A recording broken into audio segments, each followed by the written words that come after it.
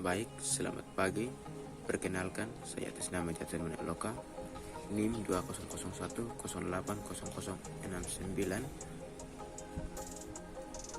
kelas 4C, mata kuliah Perencanaan Program Pembelajaran Ekonomi.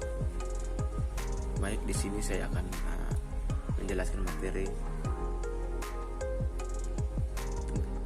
tentang materi kelas 7 tentang aktivitas manusia dalam memenuhi kebutuhan. Baik, pertama-tama yang kita ketahui adalah pengertian. Yang pertama, kebutuhan. Kebutuhan adalah suatu keinginan manusia terhadap barang atau jasa dan menuntut adanya pemenuhan. Apabila tidak dipenuhi akan berdampak negatif bagi kelangsungan hidupnya. Berikut adalah kelangkaan. Kelangkaan adalah ketidakseimbangan antara kebutuhan dan alat pemuas kebutuhan. Kelangkaan merupakan masalah ekonomi karena menyebabkan kurangnya atau tidak terpenuhinya kebutuhan sebagian atau seluruh kebutuhan yang manusia. Ilmu ekonomi adalah ilmu pengetahuan sosial yang mempelajari tingkah laku manusia dalam untuk mencapai kemakmuran. Yang berikut adalah kebutuhan menurut intensitasnya atau tingkatnya, yaitu yang ada kebutuhan primer atau pokok. Nah, kebutuhan primer atau pokok itu yang kita ketahui adalah kebutuhan yang harus dipenuhi. Jika tidak dipenuhi akan mempengaruhi kelangsungan hidup. Contohnya seperti makanan, pakaian, dan rumah.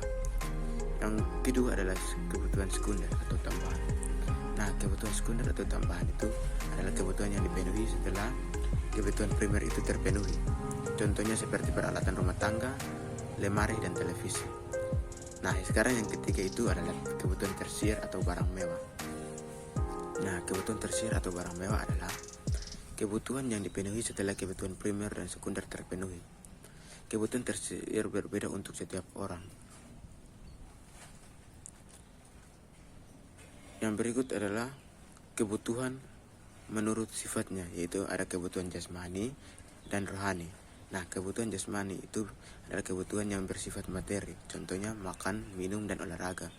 Kemudian ada kebutuhan rohani, yaitu kebutuhan untuk kepentingan jiwa manusia, contohnya seperti agama, rekreasi, dan pendidikan. Yang berikut adalah kebutuhan menurut waktu pemenuhan, yaitu ada kebutuhan sekarang. Nah, kebutuhan sekarang itu adalah kebutuhan yang harus segera dipenuhi saat ini dan sangat dibutuhkan, contohnya makan, minum, dan juga obat untuk orang yang sedang sakit. Dan adapun kebutuhan yang akan datang adalah kebutuhan yang dapat ditanggungkan pada masa yang akan datang. Contohnya seseorang menabung untuk biaya pendidikan anaknya, kelak kebutuhan untuk biaya pendidikan anaknya kelak. Nah, yang berikut adalah kebutuhan menurut subjeknya, yaitu yang pertama-tama yang kita harus ketahui adalah kebutuhan individu.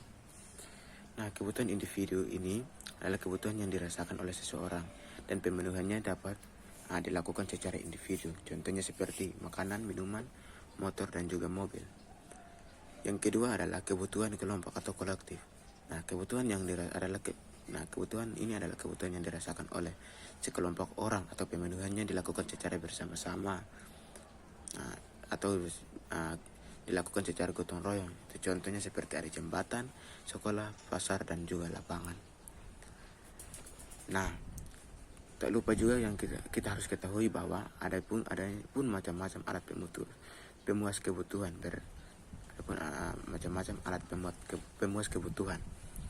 Nah, berdasar kelangkaan atau cara memperolehnya. Itu yang pertama ada barang ekonomis. Nah, barang ekonomis adalah barang yang keberadaannya terbatas. Contohnya seperti sepatu, air kemasan, dan lain-lain. Sedangkan ada barang bebas, itu adalah barang yang keberadaannya sangat banyak. Contohnya sinar matahari dan juga udara. Nah, berdasarkan hubungan dengan barang lain, itu ada dua. Yang pertama, barang substitusi.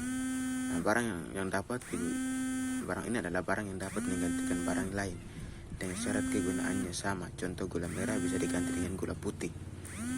Yang kedua adalah barang komplementer atau barang yang penggunaannya dapat melengkapi barang lain. Contohnya, motor tidak akan jalan jika tidak ada bensin, ataupun mobil tidak akan jalan jika tidak ada bensin.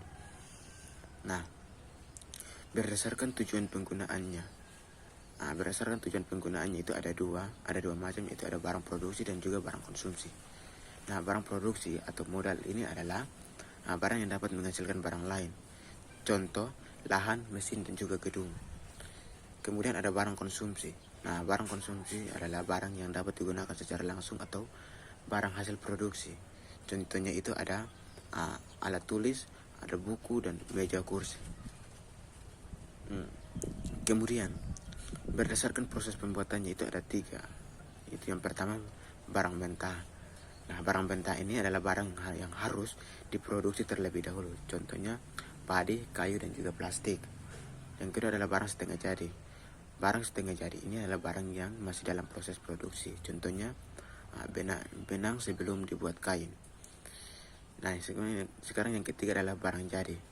Nah, ini barang jadi ini adalah barang yang dapat langsung digunakan untuk memenuhi kebutuhan. Contohnya ada nasi, baju, dan juga sendal. Nah, baik. Yang berikut adalah pengertian tindakan ekonomi. Nah, tindakan ekonomi adalah tindakan manusia dalam memenuhi kebutuhan untuk mencapai kemakmuran.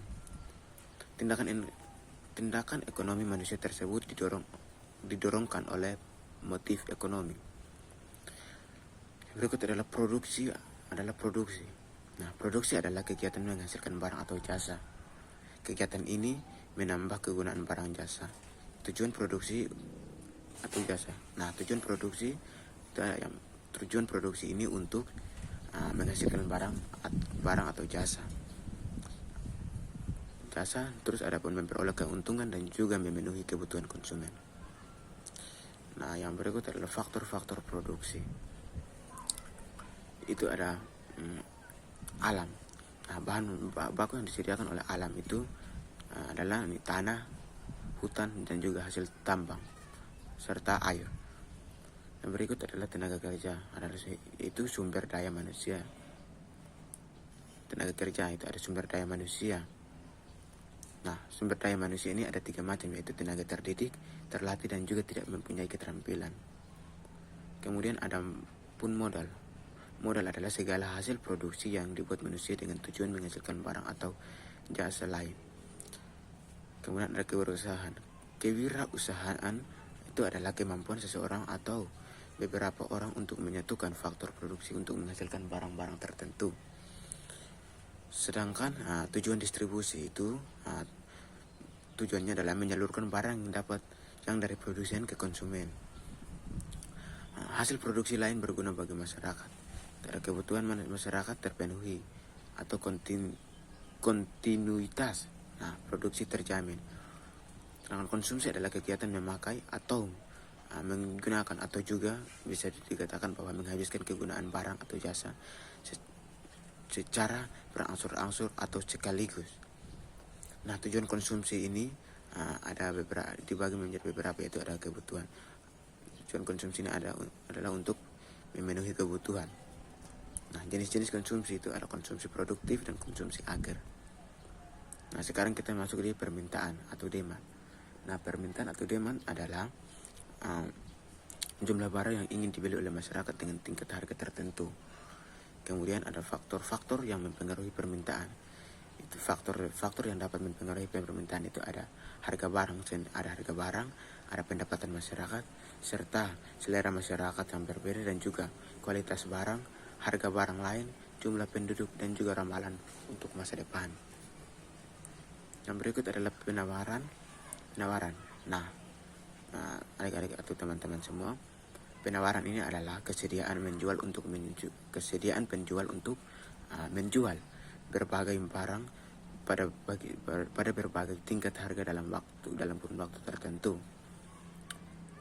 Sedangkan ada faktor yang mempengaruhi penawaran itu ada biaya produksi, ada teknologi, harapan akan mendapatkan laba, atau faktor-faktor non ekonomi. Baik, selamat pagi. Inilah hasil dari penjelasan saya. Jika memang masih ada kekurangan atau kesalahan dalam tutur kata, saya secara pribadi ingin meminta maaf. Terima kasih.